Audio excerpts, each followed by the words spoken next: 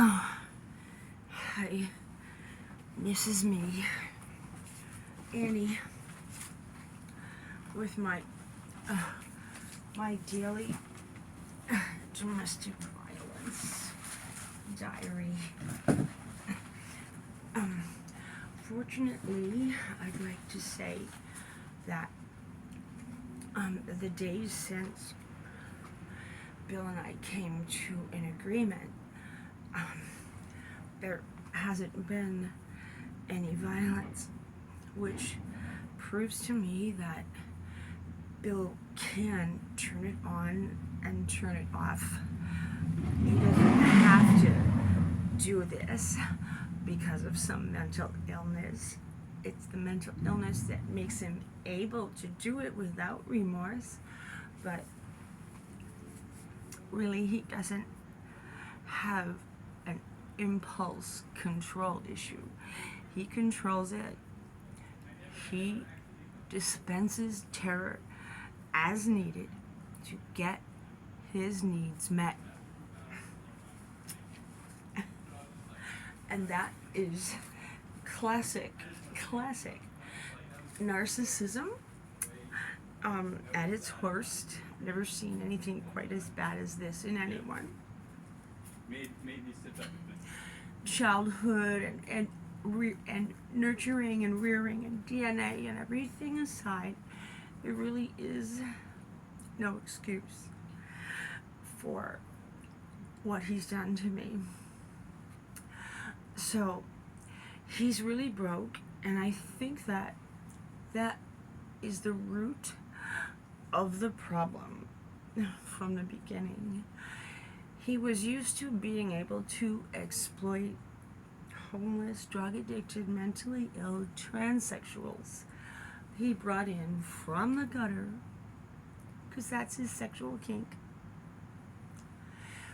He used to being able to exploit them for labor at a rate that is slave labor. And what he offered me when I first started was whatever. I didn't care. I just needed a job, a live-in job, so I could be near my children. Eventually, I was reasoning with him about the fact that what he was paying me was ridiculous and I couldn't possibly live on it. And we were engaged. He eventually doubled my weekly stipend, not to anywhere near what the other jobs are paying.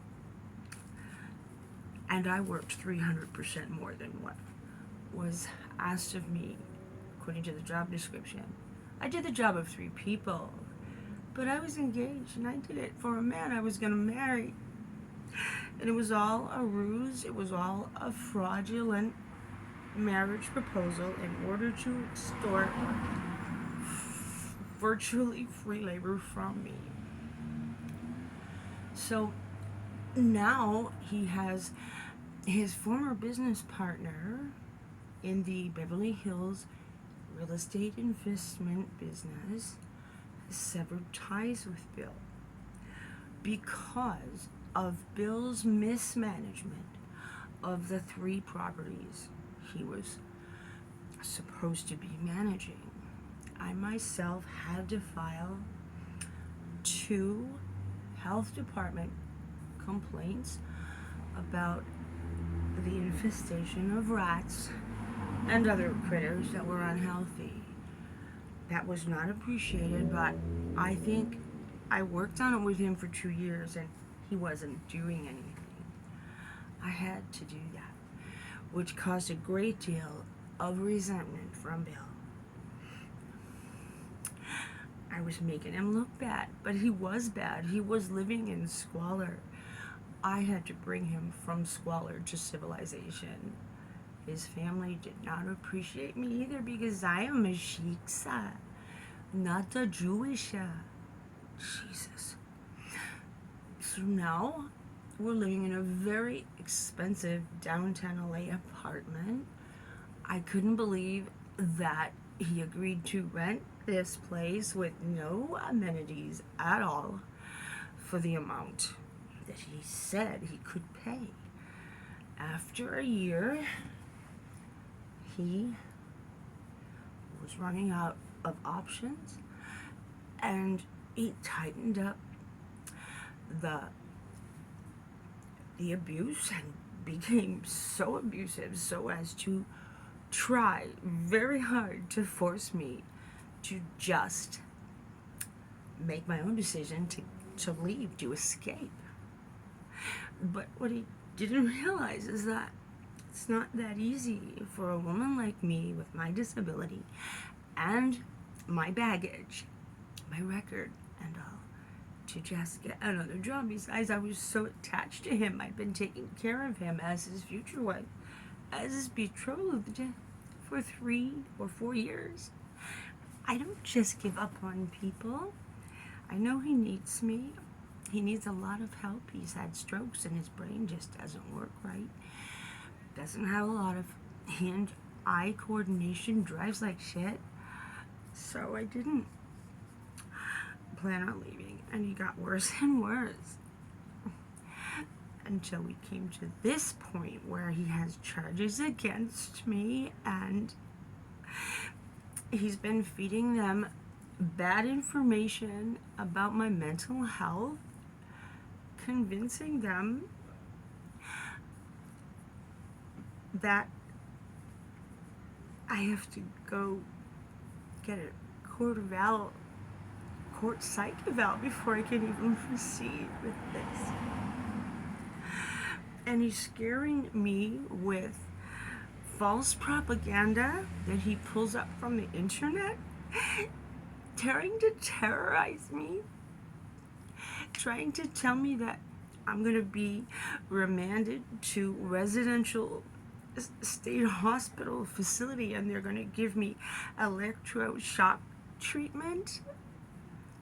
And when I read what he sent me in my email thoroughly, that isn't at all what they're going to do to me. He was trying to terrorize me even more than I already was, as if that's not cruel enough. Then he told me all of a sudden, after so many years of telling me he wanted me dead, wanted me gone, everybody wants me dead, I'm despised by everyone he knows, terrible abuse. That's not true. He said, if I pay half the rent, then I can stay. Okay, so he's no longer paying me my salary. I'm doing the job anyway, for free.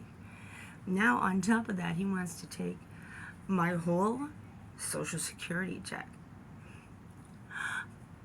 I don't have anywhere to go.